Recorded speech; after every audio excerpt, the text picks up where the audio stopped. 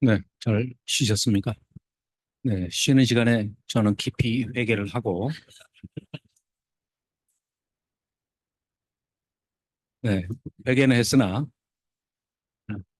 죄를 반복하는 것은 야곱이나 조집사나, 아, 그래도 은혜로 2시간이 확보됐기 때문에, 2시간 동안에, 네, 스토리로 얘기하자면, 모세 스토리, 모세의 이야기, 네, 그 서사를 함께 나누면 2시간에 충분히 또 제가 배경 설명을 많이 말씀드렸기 때문에 그런 관점에서 이제 제가 뭘 설명하는 것보다는 관점을 소개해드리는 예, 내비게이터의 역할만 가이드의 역할을 잘 하면 되리라 생각하고 깊이 회개를 했습니다. 자, 이제 이어서 야곱의 이야기 이거 역시 concentric structure 동심원 구조로 역시 아브라함에 이어 또 이삭의 아브라함에 이어 야곱의 이야기가 이렇게 돼 있습니다. 자, 센터에 그러니까 야곱 이야기는 25장 19절부터 35장 22절까지인데요. 동시문 구조에서는 항상 주제되는 것을 오경의 중심이 레이기듯이 또 이 야곱 스토리의 중심은 가운데 배치했습니다. 동시문 구조이기 때문에. 그게 뭐냐? 생육하고 정해서 야곱을 통해서 12지파를 얻으심으로써 하나님께서는 민족 단위의 구원계획, 성전 회복의 역사를 이루어 가시는 계기가 된다는 것이죠. 그래서 그걸 4명의 아내와 13명의 자식을 얻는 그 다산, 또 하나님이 주신 복 중에 역시 그 민족을 먹여 살리는데 어디 구걸하러 다닐 수는 없지 않습니까? 그래서 역시 짐승, 가축에게도 복을 주셔서 생육하고 번성하게 하는 그런 아, 내용이 중심에 배치가 되어 있습니다. 첫째, A는 하나님의 뜻을 구하죠. 그렇게 해서 야곱이 예, 이제 출생하는 그 과정. 아주 엄마 뱃속에서부터 두 국민이 태중에서 싸우는도다. 네, 형의 에서의 발뒤꿈치를 잡습니다. 네, 그래서 야코브가 예, 발뒤꿈치를 잡다. 이거 아주 점잖은 표현이고요. 우리식으로 전문 용어로 쓰면 사기꾼 같은 놈 이런 뜻입니다. 사기꾼입니다. 속이다. 발뒤꿈치를 잡다. 자, 이렇게 했는데 A-를 보시면 하나님의 뜻이 성취가 됩니다. 이스라엘이 드디어 야복 땅에서 천사와 씨름을 해서 지고 나면서 하나님께서 그래 네가 이겼다 라고 이름을 바꿔주시면 여기에는 사명이 있죠. 이스라엘로 야곱을 사기꾼 같은 야곱의 성정을 드러내는 그 야곱이라는 이름에서 이스라엘이라고 하나님을 이긴 남자라고 이름을 바꿔주시는 것은 정체성의 대변환입니다. 마치 무에서 유를 창조하신 것과 같이 또는 더 안으로 들어가면 창조하심의 그 역사도 있지만 자 보십시오.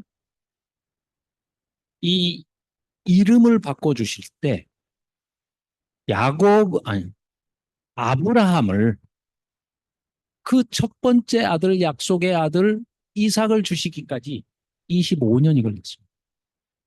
25년이 걸렸는데 이 야곱에 대해서는 하나님께서 계획을 세우시면서 성정, 성품에 맞게 너 너무 많이 속였어. 그러니까 너 신부도 좀 속임 당해봐라. 인과응보의 원칙이 여기 그대로 적용이 됩니다. 가혹하다, 가혹하지 않다. 이거는 우리가 판단할 영역이 아닙니다. 하나님께서 계획하심이 있으셨기 때문에 부인을 넷을 허락하시고 거기에서 13명의 자녀를 허락하십니다. 12아들을 허락하시는데 12지파를 허락하시는데 그 방법은 라반이라는 인간이 야곱이라는 인간을 향해서 사기꾼 대 사기꾼이 만나서 똑같이 대갚아줍니다. 캄캄하게 불 꺼놓고 라헬 보고 있는데 레아가 들어와가지고 얼마나 교육을 시켰겠습니까? 라반이 레아한테 절대 노을을 벗지 마라. 뭐 절대 불 밖에서 불을 뭐 피우더라도 나 다 끄게 단속할 테니까 너 절대 불 근처는 가지도 마라. 네 얼굴이 나오면 큰일 난다. 아침까지 시침 뚝 떼고 너는 라헬인 것처럼 해라. 그러지 않고서야 야곱이 약삭 빠른 사람이고 얼마나 연연해 했습니까? 사모했습니까? 라헬을. 그런데 몰라본다고요? 뭐 아니면 또 하나님께서 눈을 가리시고 그렇게 하실 수도 있겠죠. 근데 속이는 사람에게 속임으로 대갚아 주십니다. 그러나 결론은 뭡니까? 자식을 12지파를 얻고 싶어 하시는 하나님의 소원이 더 강하게 반영이 됐다. 이렇게 볼 수 있겠습니다. 자, 이제 뭐 B 해가지고 막간 이제 그 에피소드가 B-두 군데 이제 소개가 되는데 여인들의 이야기입니다. 이방인의 궁중에 있는 리브가가 소개가 되고요. 또 B-에서는 디나가 세겜의 추장에 잡혀가서 끌려가서 거기서 욕을 당하는. 그렇게 해서 이방인들과 협상을 하는데 야곱의 주특기가 그 속여서 협상하는 거 아닙니까? 라반하고도 협상. 이런 과정을 통해서 점점 신압으로 하나님의 뜻을 알아가고 또 절대 하나님께서는요 무리한 요구를 단박에 뭘 해내라 이렇게 사람 파악하면서 하십니다. 아브라함에게는 행하여 완전하라. 25년 동안 애를 안 주셨어도 너는 내 앞에서 행하여 완전하라. 17장 1절 말씀처럼 그렇게 하셔도 되는 대상이 아브라함입니다. 야곱한테 그러면 진짜 도망가요. 그렇기 때문에 야곱은 딱 그 야곱의 성정에 맞는 다듬어 가시고 또 키워 가시고 점진적으로 확장해 가시고 영역을 넓혀 가시는 그런 사역들을 오히려 인내를 가지고 한결같이 옳은 길을 가시는 하나님을 오히려 반대로 야곱의 케이스에서 우리가 볼 수가 있습니다. 자, 그래서 또 C에는 야곱이 에서를 두려워하면서 달아나는 도망갔죠. 그래서 하란으로 갔죠. 자, 도망가도 뭐 갈 데가 뭐 썩 없으니까 어쩔 수 없이 뭐 갈 데가 하란밖에 없으니까 외갓집으로 갔겠지라고 생각하지만 거기에도 제사장적인 직무를 끝까지 잊어버리지 않는 야곱의 성정이 들어 있습니다. 자손에 대한 약속과 땅에 대한 약속을 하나님이 주셨다는 것을 엄마로부터 분명히 전에 들었기 때문에 장자권도 그렇게 욕심을 냈던 것이고 야곱을 무조건 우리가 지금 이 3,500년이 4,000년이 지난 지금에 와서 우리 현대적인 가치관과 어떤 그런 개념으로 야곱이 본놈이다 이렇게 함부로 얘기할 수 있게 하시면은 나만 조심하고 얘기를 하기가 쉬운데 제가 회개했습니다. 그분. 이렇게 얘기할 게 아니구나. 우리의 잣대로 제사는 안 되겠다. 그런 제사장적 사명을 잊어버리지 않은 사람이 야곱이고 유언을 할 때 또 보면 나머지 말년의 17년은 참 대단하다. 이렇게 볼 수가 있습니다. 자, D와 D-에 배치한 것은 28장과 32장에 하나님의 천사들이 나타나는 장면을 보여주고 있습니다. 재밌는 것은요.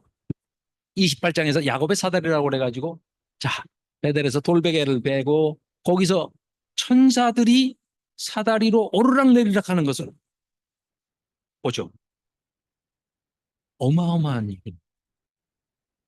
왜 어마어마하냐? 예수님도 오셔가지고요.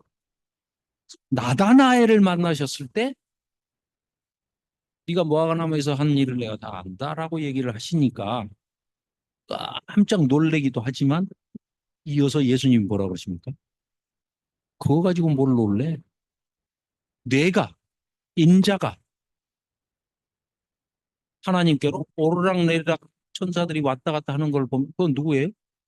야곱을 이스라엘로 만드시기 위한 과정에서 나타난 신현 체험을 예수님께서 야곱의 신년 체험을 인정하시면서 나도 그런 사람이야. 결국은 계시록에 가서 하나님의 구원 사역과 성전 회복 사역이 완성되는 단계에서 열두 기초석, 뭐 열두 문, 너무나 우리 잘 알고 있지 않습니까? 야곱의 열두 지파, 열두 아들과 예수님 오셔서 열두 사도 세우신 그들의 이름이 거기에 새겨져 있다고 그러지 않습니까? 아까도 말씀드렸지만 그 12 완전수와 12 완전수를 곱하니까 144가 나오고 10이라는 완전수를 3이라는 완전수로 3번 곱하니까 1000이 나와서 완벽한 완전수의 결합체인 14만 4천이 나와서 신구약을 막론하고 또 그 숫자의 후원사역, 성전 회복사역을 예수님도 와서 암시를 하시는 게 벌써 이 야곱이 체험했던, 베드로스 체험했던 이 신년 체험을 그대로 예수님께서도 말씀하고 계시지 않습니까? 너무 성경 외 것을 얘기하는 것은 좀 지양해야 되는데 탈금 성경 얘기를 다시 한번 하겠습니다. 또 왜 그런 시나리오가 나왔느냐? 이렇답니다. 유대인들이 가지고 있는 성경에는 구약에 이렇게 돼 있답니다. 하나님 보좌 앞 등받이에 하나님이 이제 천상에 하늘 그 지성소에 하나님이 앉아 계시는 보좌 뒤에 사람의 얼굴이 하나 새겨져 있답니다. 근데 너무 휘황찬란하고 해같이 빛나는 그 광선 때문에, 빛 때문에 똑바로 그거를 못 본답니다. 천사들이. 그래서 회의를 소집을 해가지고 회의를 하실 때마다 어떤 천사가 운 좋게 그거를 옆에서 봤답니다. 거기에 야곱의 얼굴이 있다. 이스라엘의 얼굴이 있답니다. 그래서 지금 형 속이고 형이 너 이제 죽여버린다 그러니까 야, 아니 엄마 입장에서는 이 아들이 아들 둘밖에 없는데 한 아들을 죽이면 하나 없어졌고 얘는 살인자니까 얘도 또 죽어야 되고 내가 하루아침에 그럼 아버지도 또 화병으로 이삭도 죽을지도 모르잖아요. 졸지에 지금 기본적으로 아들 둘을 잃게 생겼지 않습니까? 그러니까 빨리 도망을 보내는데 그런 입장인 야곱에게 하나님이 천사들을 보내고 신년 체험을 이제 하게 되는 게 야곱의 사달인데 탈금 성경에는 그렇게 돼 있다는 거예요. 그걸 본 천사가 수호 천사가 이제 야곱이 길을 떠날 때부터 따라왔는데 거기서 돌백에 베고 이제 자는 거예요. 그러니까 잠자는 걸 확인하고 사다리를 타고 하늘로 올라가면서 그게 신의 문입니다. 하늘로 올라가서 천사들을 다 불러가지고 사발통문을 보내는 겁니다. 야야야야 하나님 보좌에 저 보좌 뒤에 새겨져 있는 그 얼굴의 주인공이 요 밑에서 지금 자고 있다. 와서 빨리 봐라. 그래서 그걸 보기 위해서 이 천사가 왔다가 올라가고 저 천사가 왔다가 가고 탈금 성경 얘기입니다. 네. 제가 지어낸 얘기도 아니고요. 유대인들이 가지고 있는 성경에 그렇게 돼 있다. 아람어 번역본인가? 예. 근데 그냥 못 들은 걸로 하셔도 됩니다. 자, 그래서 이 천사가 양쪽에 28장과 32장에 배치가 돼 있고, 그 다음에 이제 하란에 도착한 장면이 29장, 그리고 거기서 이렇게 생육하고 번성하고 해서 하나의 거의 족장 수준이 돼서 지금 하란을 탈출한 장면이 이렇게 배치됩니다. 이렇게 할 수 있습니다. 험악한 인생을 살았다고 고백을 하는 이 야곱의 얘기는 말씀을 드렸기 때문에 자 우리가 또 눈여겨봐야 할 사람은 요셉인데 요셉도 요셉의 꿈 하는 것은 요셉이 처음에는 자기가 꿈을 꿨어요. 처음에는 잘 생각해 주십시오. 요셉의 일생을 보면 그 다음에는 요셉은 자기가 꿈을 꾸지 않아요. 남의 꿈을 해석해 줘. 그런데 해석은 누구한테 있다고 그래요? 하나님한테 있다고 그래요. 그러면서 해석을 해줘요. 남의 꿈을. 그 다음에 바로왕의 꿈까지 또 해석을 해주고 대책까지를 하나님이 주시지 않습니까? 이 요셉이 꾸어나가는 꿈의 형태와 양상과 해석의 방법들이 점점 뭘로 변하느냐? 하나님의 꿈으로 변해가. 그래서 마지막에는 하나님께서 나를 형들이 팔아서 내가 노예로 잡혀온 게 아니고 하나님께서 나를 제사장적 존재로 쓰기 위해서, 즉 사명을 주셔서 민족을 이루게끔 하는 데에 사용하시는 도구로 주의 지팡이로 나를 쓰셨구나 하는 것을 깨닫게 됩니다. 그래서 진짜로 해석의 끝은 요셉이 하나님의 꿈을 스스로 해석하게 되는 은혜를 입게 됩니다. 그래서 총리를 되게 하신 하나님의 뜻을 발견하고 형들한테 대하는 그 마지막은, 피날레는 용서로 끝나지 않습니다. 용서입니다. 다 포용을 합니다. 야곱이 130세에 험악한 인생을 살았다고 하면서 마지막 인생의 꽃을 17년간의 꽃을 애굽에서 꽃 피울 때 그 곁에 있었던 아들은 요셉이 그 17년 동안 아버지를 통해서 하나님의 뜻을 발견하고 하나님의 꿈을 해석하는 그런 은혜를 입게. 그래서 요셉 이야기도 역시 구조적으로 이렇게 분석을 해보면 이 해석의 사람 요셉이 역시 마찬가지로 동시문 구조로, 자, 아까 그러니까 아브라함 이야기, 그리고 야곱 이야기, 요셉 이야기, 요셉도 마찬가지입니다. 자, 이 해석의 사람 요셉이 이 요셉 이야기에서 정중하게 놓은 것은 극적인 용서와 화해의 장면입니다.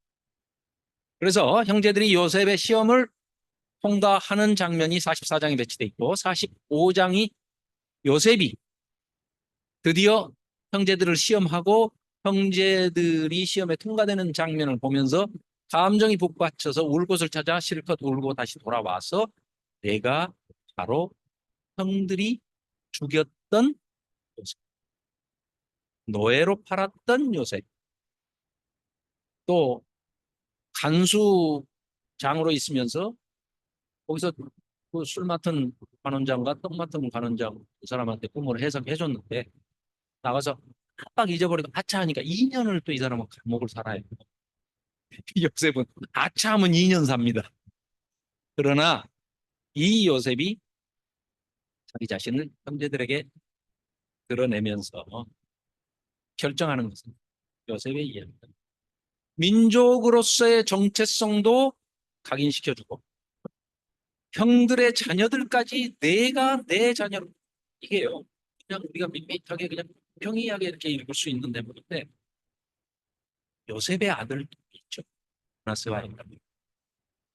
이 둘은요 애굽의 왕자 신분이었던, 아니 애굽의 총리 신분이었던 요셉의 아들. 그리고 내가 요셉하고 다른 것은 의자 하나뿐이다 라고 할 정도로 파라오가 인정하는 제 권력 서열 2위인데 2위도 아닌 것 같아요. 요새 뭐 용화되어 있는 사람. 네, 그런 거냐.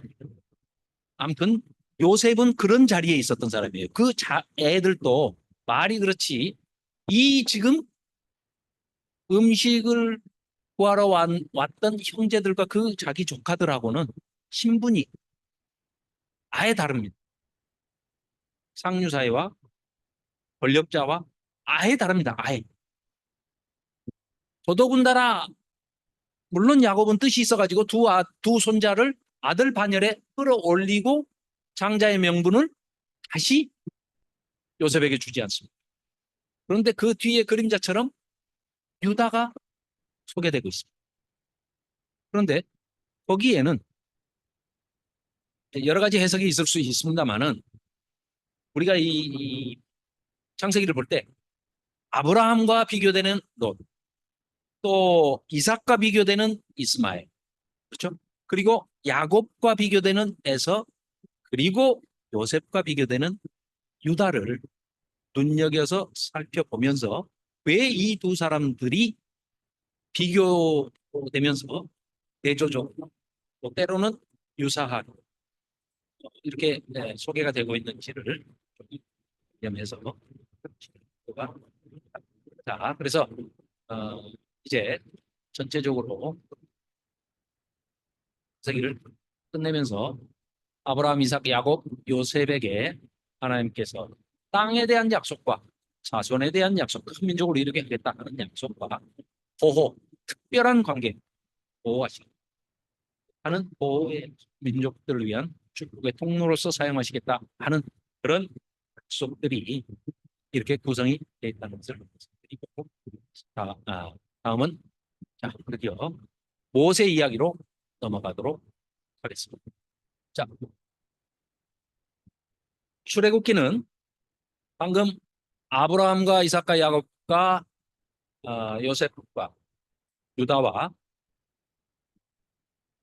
요셉의 총리의 가족으로 애굽에 들어갔는데, 요셉을 알지 못하는, 자, 한번 출애굽기 1장을 한번 가보실까요?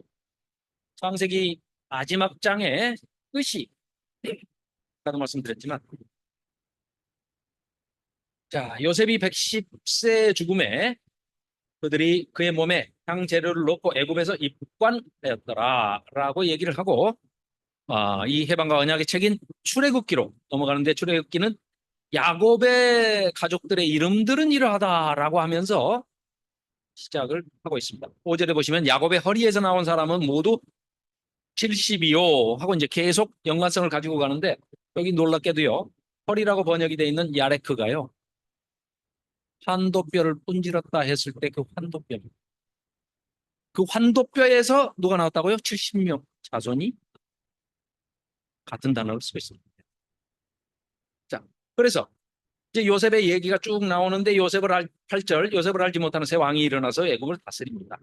자, 말살 정책을, 유아 학살 정책을 쓰고 있습니다. 이 바로가 다 죽이라고 그러죠. 자, 이건 누구 입장에서 지금 제일 이 문제가 생긴 거고, 하나님 구원 계획에 정면 도전하는 파라오가 지금 등장했지 않습니까? 예수님 때도 이런 일이 있었죠. 유아 학살. 그때는 예수님은 피해서 애굽으로 오셨어요. 이번에는 애굽에서 그런 사건이 벌어집니다. 그러니까 하나님께서 애굽에서 이끌어내서 광야로 시내 산으로 데려가신 거죠. 그래서 하나님께서 그 일을 하셔야 될 다급한 역사적 전개가 일어나고 있습니다. 악을 도모하는 이 바로를 통해서 애굽에서 하나님의 백성, 언약 백성들을 없애버리려는 아주 끔찍한 계획이 도모되고 있습니다. 네, 하나님께서는 사람 준비, 일할 사람이 있어야 됩니다. 그러니까 사람을 어떻게 준비합니까? 지금으로 얘기하면 교회가 준비. 아니, 하나님께서 쓰실 만한 인재로 교회가 키워야 됩니다. 교회에서 그러면 여러 가지 프로그램을, 인재 양성 프로그램을 돌리면 됩니까? 네, 인재 양성 프로그램은 뭐 여러 가지가 있겠지만 딱 한 가지가 제일 효과가 있습니다. 뭡니까? 성경교육. 성경만 가르치면 됩니다. 그런데 놀랍게도 현대 한국교회에서는 성경만 빼놓고 5만 프로그램을, 죄송합니다. 5만은 아니고 한 100가지 프로그램을 교회에서 돌리고 있습니다. 그러나 성경 공부하는 프로그램은 생략. 자, 출애굽기의 가장 핵심 주제는 하나님의 자기 계심. 어떤 방법으로? 출애굽이라는, 하나님께서는요, 출애굽이라는 6월절 퍼포먼스, 6월절 모티브를 통해서 출애굽을 시키시는데, 자기 백성도 구하시면서 양수겸장, 전문 용어로 일타쌍피, 어, 안 오시는 거 보니까 그런 거 잘 모르시는 거. 네. 네. 일석이조. 네. 일석이조의 효과죠. 내 백성 구하면서 동시에 하나님이 자기 계시를 하시는데요, 계시의 방향이 애굽 바로가 모른다고 그랬거든요. 모세가 가서 그랬잖아요. 우리 내 보내래. 누가? 하나님이. 하나님도 여호와는 난 몰라. 모세가 가서 하나님 모른대요. 그래? 내가 알게 해줄게. 그래서 우리는 바로한테 보여주려고 그런 줄 알았거든요. 그런데 나중에 출애굽기 읽다 보니까 나도 거기 들어있더라고요. 나한테 알려주려고 하신 것도 포함이 돼 있답니다. 우리 자녀들도 포함이 돼 있더라고요. 우리 손자도 포함이 돼 있더라고요. 그래서 하나님의 자기 계시의 방향이 오고는 미래의 후손들까지도 하나님이 어떤 분이신가를 알려주시기 위해서 이 역사적인 대퍼포먼스를 이끌어 가십니다. 그래서 아까 해방과 언약의 책이다라고 말씀드렸는데 6월절 애굽 탈출 사건이 있고 자기 백성 그렇게 해서 구하시는 방법으로 그걸 사용하시고, 자 이제 너희들이 신분이 노예에서 종에서 자유인이 됐고 하나님의 언약 백성이 됐으니 너희들하고 나하고 언약을 맺자. 아까 김영일 목사님 말씀하셨듯이 가장 근간이 되고 금줄이 되는 언약이 시내산 언약입니다. 바로 이 언약이고 그것은 십계명이라는 10가지의 가장 기본적인 계명으로 대표될 수 있고, 해망문에 앉아서 1년 가까이 쭉 일러주시는 것이 레위기라는 본문이고, 그 레위기를 가지고 재해석하면서 또 대상이 바뀐 출애굽 2세대들 만나 세대들, 광야 세대들을 향해서 모세가 죽기 전에 모압 평지에서 유언으로 설교의 형태로 선포하고 있는 내용이 신명이다. 그러면은 사실은 출애굽기, 레위기, 민수기, 신명기까지 4권의 책은 한 10분이면 끝날 것 같은데 1시간 더 쓰고. 죄송합니다. 자, 그렇게 해서 농담입니다. 시간 안에 끝내도록 회개하고 분발하겠습니다. 자, 10계명을 수여받습니다. 거기에 율법의 시행, 세칙, 임신법까지 가장 우리가 눈여겨봐야 할 목은 성막을 건축하고 있습니다. 성전이 하나님의 임재가 공식화되고 일반화되고 가시화되는 과정입니다. 모든 이스라엘 백성들이 광야에서 하나님이 우리와 함께 하신다 라는 것을 오감을 통해서 아주 그냥 체율적으로 체험적으로 알 수 있게 해주시는 것이, 왜 미리 이 예표를 보여주십니까? 예수님이 성육신 하셔서 오셔도 임마누엘 하신 하나님을 너희들은 못 믿을 거야. 안 믿을 거야. 지금 봐라. 구름기둥, 불기둥, 성막, 속죄소, 언약궤, 시은자, 나야 나. 에흐예, 아쉐르 에흐예. 쉽게 얘기하면 여기 히브리어 하시는 우리 김원준 목사님도 계십니다만은, 자 쉽게 얘기하면 이겁니다. 있다. 사람들은 없다라고 할 거니까 하나님께서 자기 이름을, 자기 정체성을 소개하시는 거지 자기 이름을 얘기하는 게 아닙니다. 모세도 이름이 뭐예요? 이렇게 물어본 게 아니고 어떤 분이십니까? 이걸 물어보는. 윤석열이 어떤 사람이야? 라는 것은 이름은 알잖아요. 우리가. 이름을 묻는 게 아니고 어떤 분인지를 묻는 겁니다.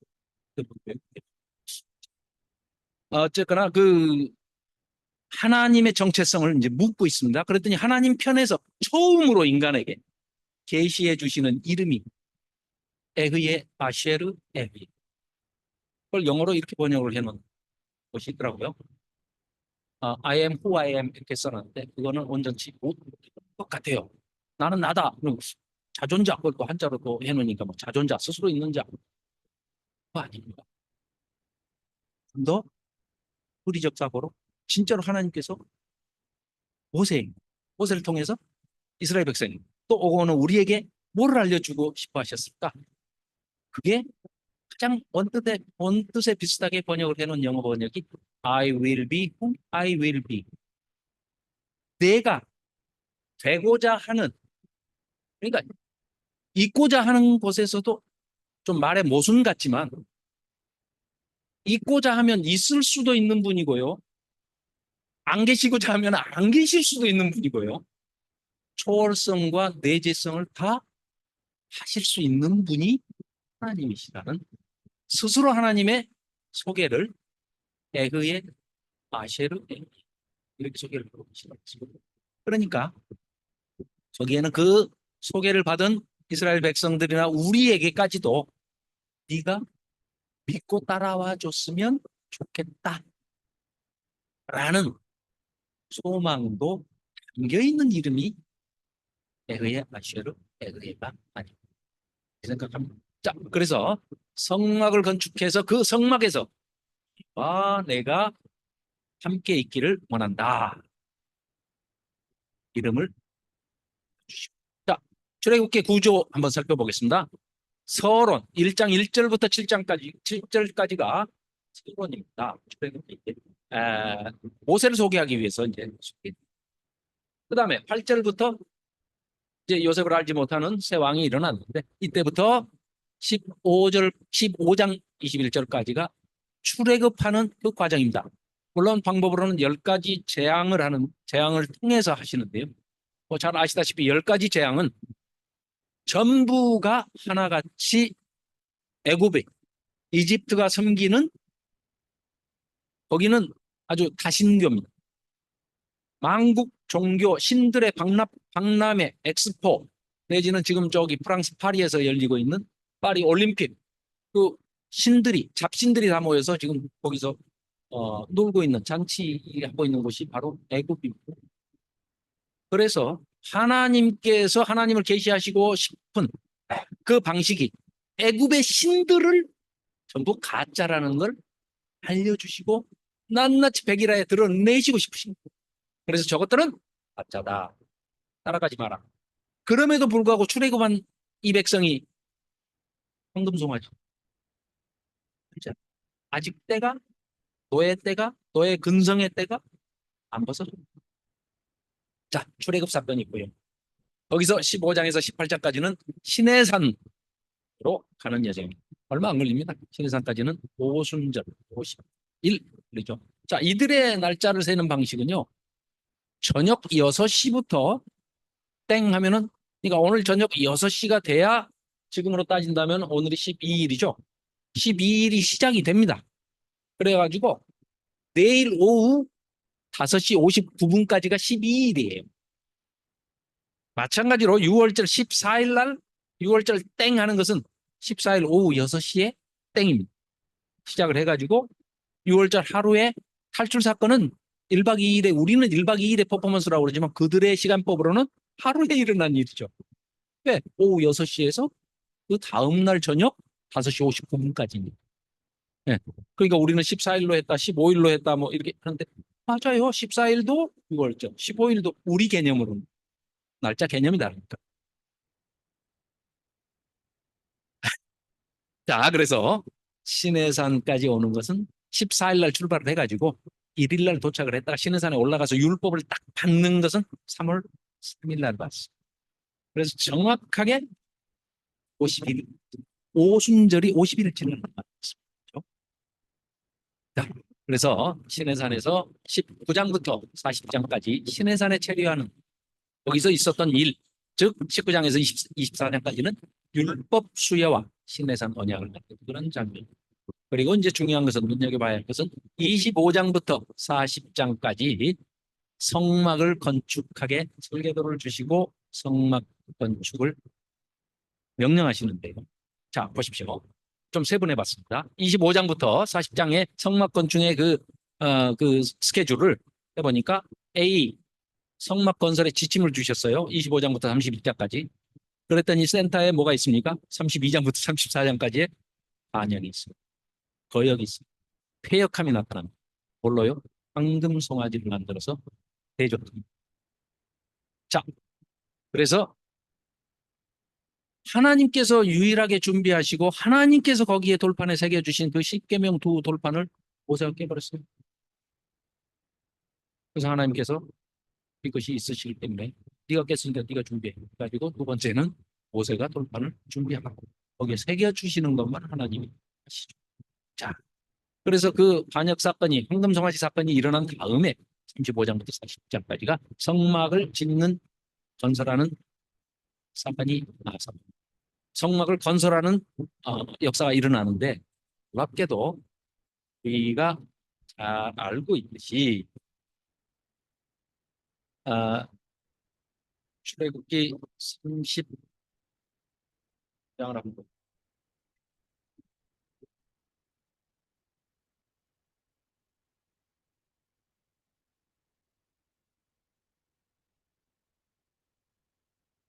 자, 35장에 성막을 짓기 전에 안식일 규례에 대해서 일곱째 날은 너희를 위한 거룩한 날이니 시간의 복을 주시고 여호와께 엄숙한 안식일이라. 지금은 주일이죠. 누구든지 이 일에 이 날에 일하는 자는 죽일지니 엄하게 이제 다스리십니다.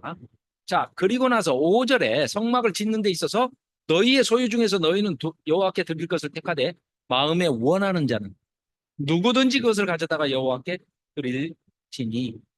이거 지금 이스라엘 백성들이 출애굽할 때 다 애굽 사람들한테 받아갖고 나온 거잖아요. 그러기도 하고 60만 3,550명의 뭐 가구 수도 비슷하겠죠. 가구당 이거 나누면은요. 이거 한 가구당 우리 돈으로 지금 환산하면 한 10만 원꼴? 뭐 이런 정도입니다. 그러니까 부담이 없어요. 그런데다가 그것도 받은 거예요.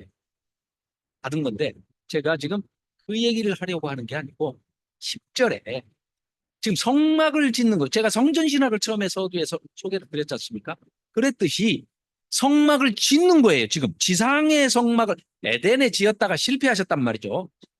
아담 때문에. 그래서 회복하시기 위해서 또 사랑하시기 때문에 도로 도는 불칼로 생명나무의 실과를 지키게 하고 쫓아내셨어요. 그러면 이 생명나무를 죄 지은 상태에서 먹으면 영원히 회개할 길이 없죠. 속죄할 길이 없잖아요. 그렇기 때문에 지키게 하고 내보내시는 건데 그 생명나무가 어디 가니까 있어요? 맨 마지막에 구원사역의 완성. 요한계시록 22장에 가니까 생명수 강가에 뭐가 있어요? 철마다 피는 생명나무의 실과가 열리더라. 거기서 성취가 이루어지는 거죠. 자, 그러면 성전을 짓는 사역이 지금 에덴 실패 회복 처음 지금 시도되는 겁니다. 성막. 하나님이 직접 명하시고 설계도 보여주시고 이렇게 지어 하시면서 창조 때 우리가 1장 2절인가? 여호와의 영이 하나님의 영이 수면 위에 운행하시더라.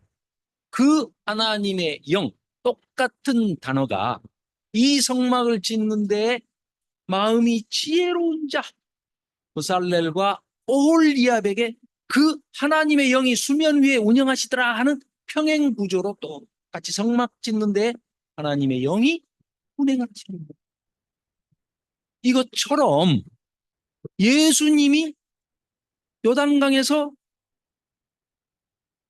세례 요한으로부터 세례를 받으실 때 하나님의 영이 하나님과 하나님의 영이 성자 하나님이 계시는 그 세례받는 장면에 임하시죠.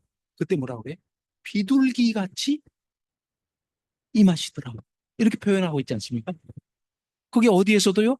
노아도 제사장적 사명을 띠고 노아의 방주라는 테베라는 그 성전에서 노아가 비둘기를 띄어서 내려도 되는지를 확인하죠. 그 비둘기가 하나님의 성령의 임하심을 받아서 하선하자마자 제일 먼저 하는 행위가 번제를 올리는 제사장적 임무를 감당하는 겁니다.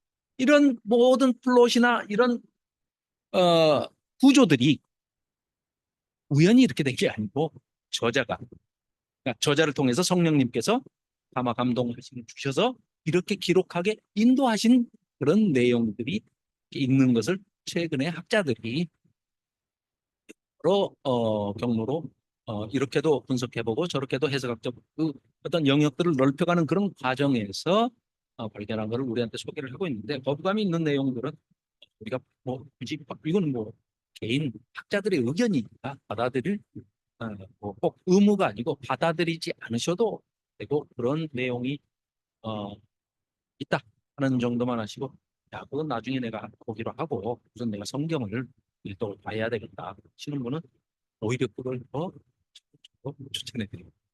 성경을 읽는 것이 우선돼야 되겠죠. 그리고 우리는 연습을 할 수가 있는 게 자녀나 손자들한테 자녀 손들에게 그 연령, 아까도 잠깐 말씀드렸듯이 그 애들한테는 그 연령층에 학령기에 있고 유아기, 학령기, 청소년기에 있는 그 우리 자녀 손들한테는 스토리, 내러티브, 이야기, 이야기는 쉽게 이해가 되잖아요. 그러니까 이야기로 해서 호기심을 갖게 하고 거기에서 우리는 그 역할까지만 하고 그 다음에는 성령의 원저자이신 성령님이 역사를 하셔서 그 어린아이의 유아에도 영성이 있기 때문에 그 유아의 영성까지도 성령님께서 인도하시고 더 넓은 데로 더 영역을 확장시켜서 더 높은 곳으로 데리고 올라가서 마침내는 이런 해석학적 기본들이 다 토대가 돼 있는 이런 거인의 어깨 위에까지 올라가서 아니면 저 산 높은 데 올라가서 아래 나무 숲을 내려다보고 또 때론 나무 잎을 감상하고 꽃을 감상하고 하는 지연말단적인 부분까지 소소하게 또는 전체적으로 큰 숲을 보는 성경의 맥을 잡는 이런 것은 그렇게 동기 유발을 하고 우리가 어떤 동기부여를 해주는 그런 방식으로 쓰면 좋겠다. 그러나 이미 다 큰 사람들이 지금 20만 넘어도 구구쌤 아냐 그러고 물어보면 굉장히 자존심 상해할걸요. 그러니까 이제 구구쌤을 우리는 할 나이가 아니기 때문에 성경을 그렇게 자기만의 스토리로 전체 맥은 이해를 하시고 그 너머에 있는 것들을 찾아내서 우리 자녀들에게면 좋겠다 그런 생각을 했습니다. 자, 그래서 창세기부터 이제 흐름을 다시 한번 말씀드리자면 창조, 타락, 그리고 노아의 홍수로 심판을 하십니다. 그리고 번성을 하죠. 번성을 하는데 번성까지는 좋은데 이들이 조직적으로 사회적으로 국가적으로 아예 그냥 대적을 하면서 바벨탑을 쌓습니다. 그래서 하나님께서 언어를 흩으셔서 분산을 시키시죠. 거기에서 하나님의 포커스는 줌인 해가지고 아브라함에게 눈을 돌립니다. 아브라함이 어떻다고요? 어떤 존재라고요? 가장 지지리도 못나고 수도 좁고 그런 존재입니다. 땅도 없고 나라도 없어요. 네, 뭐 동생 이름 팔고 다니고 이런 사람.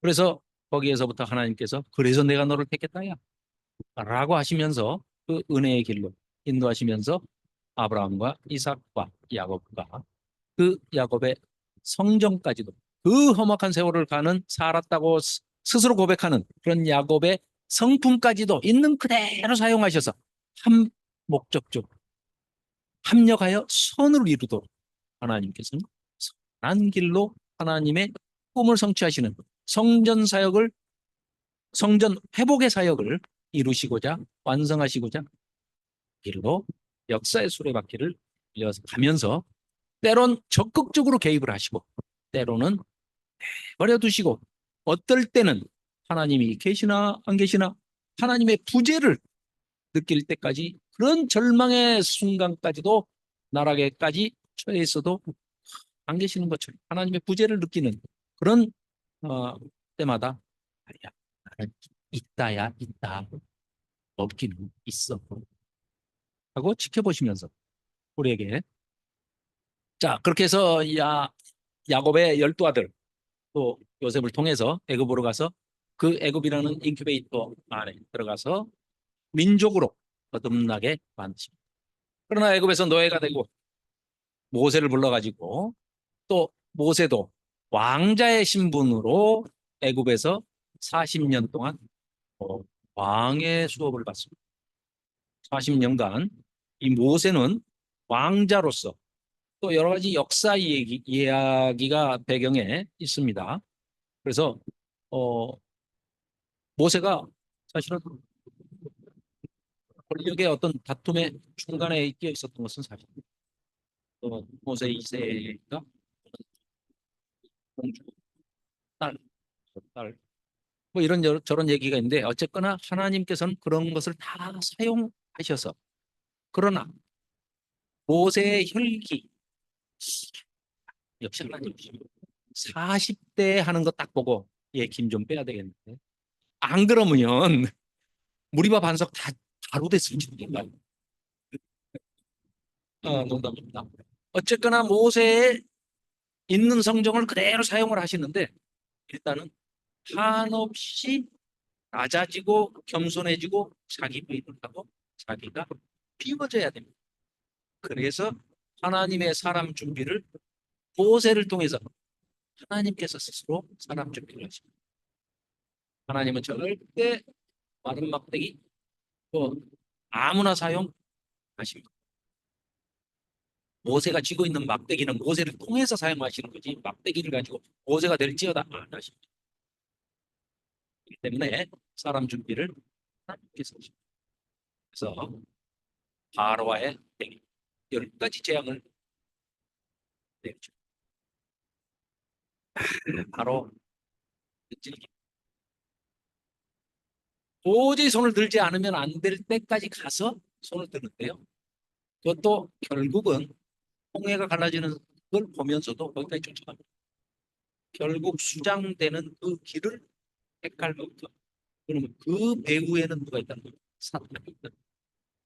사탄이 배후에 있지 않고서야 어떻게 하나님의 백성들, 영아, 편한 아이들을 물로 심판하겠다고 자기가 나일강에 버려라 라고 명령을 했어요. 그러나 하나님을 경외하는 히브리 산파들을 통해서 막아졌습니다. 물론 하나님이 막으셨죠. 그랬더니 바로의 끝은 어떻게 됩니까? 물로 지가 이스라엘 백성을 심판하려 했던 죽이려고 했던 영악사를 하려고 했던 그 바로가 거꾸로 홍해 바다에 물로 심판을 받아서 다 추장되고 마는. 그래서 10가지의 그까지 있죠.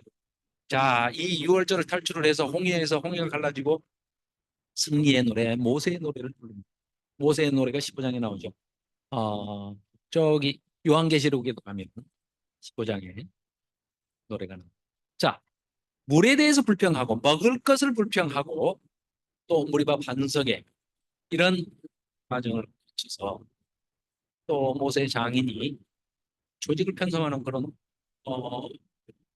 어떤 그런 모세가 하나님의 성령이 충만한 사람인데도 불구하고 또 그걸 이행을 못하기도 해요. 깨닫지를 못하기도 하고 그럴 때 팁을 줍니다. 모세 장인이 얘야 사이야 조직을 편성해서 조직적으로 관리를 해라. 이 많은 250만에서 300만 되는 이 백성을 네가 어떻게 다 재판하고 있냐.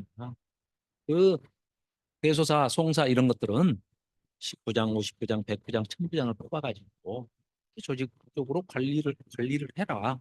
지도를 해라. 뽑혀온 거죠. 세상적인 것을 선한 방향으로 쓰는 데에는 얼마든지 수용을 해도 됩니다. 이게 나중에는 더 자라나서 나중에 뭐라고 합니까? 모세는 야, 우리 이스라엘 백성 다 하나님의 영을 다 받았으면 좋겠다. 그런 뭐 누가 학자가 아니면 뭐 나중에 만인 제사장 뭐 이런 거요. 모세가 먼저 한 거예요. 그 마음으로. 근데 그게 어디서 출발이 됐다고? 장인 리더로가 이런 제안을 줬지만 그걸 받아서 선용하는 선하게 사용하는 모세를 통해서 이런 축집 편성으로까지 이어지더라. 이런 얘기입니다. 그리고 지난번에도 말씀드렸던 출애굽기 19장부터 민수기 10장 10절까지가 시내산에서 있었던 그 1년 동안에 1년에서 15일 정도 빠집니다. 1년 동안에 있었던 체험에서 있었던 그런 일입니다. 자, 방금 출애굽기를 다 해서 그것은 시간 되지만 이렇게 6시에 저녁 식사입니까? 네. 그러면 내민신. 네. 충분합니다. 자, 핵심 주제는 이렇습니다. 출애굽기 6장 2절에 하나님의 정체성. 아까 말씀드린 하나님이 누구시냐고 모세가 안 물어봤으면 아직도 우리는 설왕설래하고 있을 겁니다. 그 초대교회 때 기독교를 탄압하니까 택한 게 뭐였습니까? 지하 동굴 땅굴 파가지고 다 들어가서 지하 도시를 만들고 거기에 숨었잖아요. 탄압을 피해서. 탄압을 할 때는요, 기독교가 탄압을 받으면은 쑥쑥 성장합니다. 순교자들의 그 영광된 죽음 위에 교회가 세워집니다. 그런데 땅속으로 숨었더니 기독교 박해가 끝났어요. 땅 밖으로 나왔어요. 지하에서 지상으로 나왔어요. 그런데 니네 동굴에서 믿은 예수 다르고 하나님 다르고 우리 동굴에서 믿은 하나님이 다르고. 그래서 기독교는 핍박을, 압박을, 박해를, 고난을 피해서 숨는 종교가 아니다는 것은 역사적인 사실이 입증을 하고 있습니다. 자, 그래서 하나님의 그 정체성을 스스로 밝혀주시기 때문에 우리는 혼란이 없어요. 이 동굴 저 동굴에 지금 굴 파고 들어간 게 아닙니다. 그러나 오히려 이 매스컴이라는 매스미디어가 유튜브라는 그 채널을 통해서 말하는 방송하지는 이거 금이야. 맞습니다. 맞습니다. 한국 참 분별력이 필요합니다. 그래서 우리한테 분별을 할 수 있는 그 잣대는 캐논은 우리에게 주신 이 특별 계시인 성경에는 딱 이렇게 말씀드릴 수 있겠습니다. 자, 아까도 말씀드렸지만 시간의 흐름 단위를 보시면 참 재미있어요. 그래서 이 출애굽기 15장까지는 연 단위의 시간 배치가 돼 있고 기록이 그 다음에는 날짜 단위로 16장에서부터는 날짜 단위로 가서 출애굽기 40장까지가 이게 끝나는데 레위기가 딱 들어가면요. 레위기는 시간을 초월하고 왜요? 시간에 이미 하나님께서 복을 주셨기 때문에 언제요? 일곱째 날에 이미 복을 주셨습니다. 그래서 이들이 노동 안 합니다. 광야 40년요. 이들에게는 죽음의 시간이었을지 모르겠지만 꼭 그렇게만 해석할 일이 아니라는 생각이 저는 그 40년은 안식년이 있고 안식일이었습니다. 매일매일이 이들 노동 안 했습니다. 하나님의 임재 가운데 있었습니다. 지들이 말을 안 들었지. 하나님의 40년 동안의 임재를 눈으로 볼 수 있는 세대였습니다. 그럼에도 불구하고 그들은 두 사람 빼놓고 전멸했습니다. 60만 3,548명이 매일 평균 100명씩이 죽었어. 장례를 치렀어. 상식적으로 그런 것을 보고 자란 2세대들은 가나안 땅에 들어가면 얼마나 잘 알겠어요. 결과는 여러분들이 아시기 때문에. 그럼에도 불구하고 이따 물론 신윤섭 목사님과 또 포로 이후에 출바벨론을 하는 그 역사에 대해서는 선지서에 대해서는 이제 김명주 목사님이 아시겠지만 어쨌거나 이 이스라엘 백성의 이 불순종의 역사라는 것은 인간 자체가 창조된 인간 자체가 창세기 1장 1절부터 요한계시록 22장 21절까지가 전부가 한마디로 정의하면 인간 타락의 역사입니다. 인간은 끊임없이 하나님을 벗어나고 하나님을 벗어나는 게 죄라고 끊임없이 하나님을 벗어나고 죄 가운데서 타락의 역사를 기록하고 있습니다. 아까 동영상 잠깐 틀리다가 안 된 게 뭐였냐면 그 볼텍스를 이루면서 회전하면서 나선형으로 전진해서 가는데 그 역사가 서로 꼬이면서 가는데 그래도 하나도 부딪혀서 깨지는 게 아니고 서로 순차 교차 피해가면서 앞으로 전진해 나가는 것이 하나님의 구원의 역사와 그것을 방해하려는 사탄의 역사가 그렇게 실타래처럼 꼬이는 것처럼 보이지만 하나님께서는 질서를 이미 부여하셨고 거기에 패턴을 디자인을 아까 신존재에서 디자인이 있으면 디자이너가 있는 거 아니겠습니까? 디자인하신 분이 계시고 그 역사를 끌고 가시는 역사의 주인 되시는 분이 계시기 때문에 그 사탄의 방해도 결국은 시한적이고 제한적이고 충분히 또 우리가 이길 수 있는 범위까지만 허용을 해 놓으셨다고. 확증 주신 예수 그리스도께서 오셔서 확증해 주셨지 않습니까? 그래서 이 출애굽 사건은 하나님의 정체성을 출애굽 사건에서 율법 수요도 중요하지만 정체성을 보여주시는. 그리고 19장 1절부터 6절은 너희들은 내가 왜 구했는 줄 아니? 아무리 시간이 없더라도 19장 1절부터 6절을 한번 보시면 출애굽기 10장. 자, 출애굽기 19장 자 1절부터 4절까지는 제가 읽겠습니다. 이스라엘 자손이 애굽 땅을 떠난 지가 3개월이 됐습니다. 그런데 이게 3개월째 되던 날입니다. 3개월이 아닙니다. 3개월이 됐다 이렇게 하면 90일인 줄 알잖아요. 오순절입니다. 이거 3개월째 되는 거니까 2달 지난 거예요. 14일 날 출발했으니까 딱 50일 된 겁니다.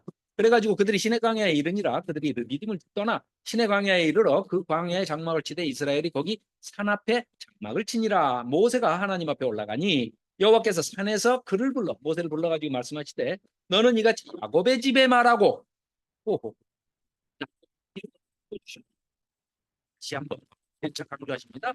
이스라엘 자손들에게 말하라. 너희들 아이덴티티가 정체성이 이제 바뀌었잖아. 야곱의 아들들에 머무는 게 아니고 너희들은 네가 됐습니다. 하나님을 이긴 이스라엘. 하나님이 인정해 주신 이시라엘로 너희들을 쓸 거야. 이스라엘 내가 애굽 사람에게 어떻게 행하였습니까? 내가 어떻게 독수리나게 너희를 내게로 인도하였습니까? 5절 6절로 하겠습니다. 세계가 가게 속하였나니 너희가 내 말을 잘 듣고 내 언약을 지키면 너희는 모든 민족 중에서 내 소유가 되겠고 너희가 내게 대하여 제사장 나라가 되며 거룩한 백성이 되리라. 너는 이 말을 이스라엘 자손에게 전할지니라. 이스라엘의 정체성을 율법을 주시면서 율법 수요가 19장부터 24장까지 이루어지는데 그 율법을 주시고 이스라엘 백성과 이스라엘로 다시 이름을 바꿔주신 정체성을 바꿔주신 노예에서 자유인으로 바꿔주신 그 이스라엘과 언약을 체결하시면서 제일 먼저 너희들의 정체성은 이거야 하고 19장 5절 6절에 제사장 나라가 되라. 지금 신약에 와서는 우리 교회가 된 거죠. 이 사람들이 제사장 나라의 역사에 뭐 많이는 없습니다만은 잘 수행을 하지 않은 덕분에 우리도 태어나고 우리도 그 사명을 모양과 이름은 바뀌었지만 내용과 그 정체는 똑같은 동일한 것으로 우리는 지금 신약 시대에서 하나님의 도우심으로 성자 하나님을 통해서 성령 하나님을 내주하는 성전의 역할을 지금 우리가 감당하고 있는 것입니다. 출애굽기에서부터 아니요 창세기부터 연결되어서 맥을 일맥으로 관통해서 지금 오늘 이 시간 예배까지 시간과 공간을 거룩하게 해주시는 하나님께서 너는 내 소유야 라고 선포해 주신 이 19장 5절 6절은 하나님의 제사장 나라와 거룩한 백성이 그래서 이 말을 우리는 우리 자녀 손들에게 전해야 할 그런 우리에게까지 맥이 닿아 있다. 것을 볼 수 있겠습니다. 이건 뭐 하나님께서 빚으시는 모세. 모세 같은 준비된 사람이 나와야 하나님께서 일을 하시는데 요즘 교회가 이런 내러티브는 이런 서사는 이런 스토리는 이런 이야기는 알고 계시는 내용인데 자 출애굽기에서 예표와 성취 이것도 표로 만들어 놨습니다. 나중에 한번 읽어보시기 바랍니다. 하나님의 자기소개인데요. 10가지 재앙을 통해서 자 하나님이 어떤 분인지를 알려주시려고 하는데 대상이 누구냐? 우리도 포함되어 있다고 그랬잖아요. 모세도 알아야 되고 출애굽기 3장입니다. 이스라엘 백성이 알아야 되는 건 당연하고 430년 동안 하나님 잊어버렸습니다. 네. 이스라엘 후손들도 새 세대도 알아야 됩니다. 이 세대들. 애굽의 파라오 모른다고 그랬잖아요. 알려줄게. 너 알아야지. 그래. 이집트의 애굽의 백성들도 알아야지. 그리고 거기에 어, 없는 듯 있는 듯 그 장인이 모세 주변에서 어른거리고 있습니다. 이방인으로서. 애굽의 백성들은 이방인으로서 완전히 하나님으로부터 징치를 받지만, 치리를 받지만, 이드로는 오히려 그 언저리에서 딱 모습을 보이고 있습니다. 그리고 출애굽기 19장 5절 방금 읽은 말씀이 온 세상이 하나님의 소유가 되고 제사장 역할을 해야 되는, 제사장 나라의 역할을 해야 되는 내가 알아야 하기 때문에 하나님께서 이렇게 계시를 해주시고 있다. 자, 여기 보이는 이 표가 다 이집트가 모시고 있는 신입니다. 크눔, 하피, 헤크트, 핫솔 이런 이 신들이요 장난 아닙니다. 이 캐릭터 좀 보십시오. 요 아래에 있는 그림은요 실제로 발굴된 벽화입니다. 위에 것은 그걸 가지고 현대인들이 게임 캐릭터 만들듯이 이렇게 해놨는데요. 공통점이 있습니다. 반인 반수입니다. 하나님이 제일 싫어하시는 것. 이따 이제 저녁 드시고 난 다음에 레위기 하실 때 잠깐 소개가 될 것입니다만은 하나님이 제일 싫어하시는 게 섞이는 겁니다. 종과 종을 의도적으로 이렇게 섞어서 신으로 만들어내는 이 악독함, 악함, 그 배경에는 창조를 부정하는 사탄이 들어있다는 것이죠. 보십시오. 굉장히 많습니다. 남자도 있고 여자도 있고 거의 동물들을 뒤집어 쓰고 있습니다. 이런 신들을 전부 모세를 통해서 자 모세의 노래 어린 양의 노래 아까 출애굽 15장 계시록 15장 말씀드렸습니다. 죄송합니다. 자 시간이 돼가므로 방금 19장 5절 6절 구약의 중심 축이다 라고 말씀드릴 수 있겠습니다. 자, 그리고 하나님께서 이 출애굽기 19장 5절 6절을 들으라 이스라엘아 하시는 것은 주변 국가들이 아람, 아수르, 암몬, 모압, 에돔, 애굽, 블레셋, 시돈 뭐 이 나라뿐이겠습니까? 주변에 있는 모든 열국들에게 네가 하나님께로 연결하는 제사장 나라가 돼서 폰티펙스 막시무스 네가 제사장 나라의 노릇을 해다오. 콩네프의 다리 뭐 이런 거 있죠. 콩 하는 게 다리입니다. 그래서 다리 놓는 자. 예, 예. 그게 이제 제사장의 역할이죠. 대개 제사장은 하나님께 인간의 것들을 가지고 살려주세요 하고 속죄하는 역할이 많다 하면 반대로 선지자는 인간들에게 하나님의 말씀을 가지고 니들 회개 안 하면 다 이것들 제발 좀 회개하자 하고 하나님의 심정을 예언자고 선지자고 제발 좀 살려주세요. 모세가 얼마나 엎드립니다. 모세 아니었으면 우리도 없습니다. 예, 제가 열심히 엎드렸기 때문에 지금 우리가 존재하는 시간이 되어서 7시까지 식사 시간입니다. 시에 레위기, 민수기, 신명기 여기까지 하겠습니다.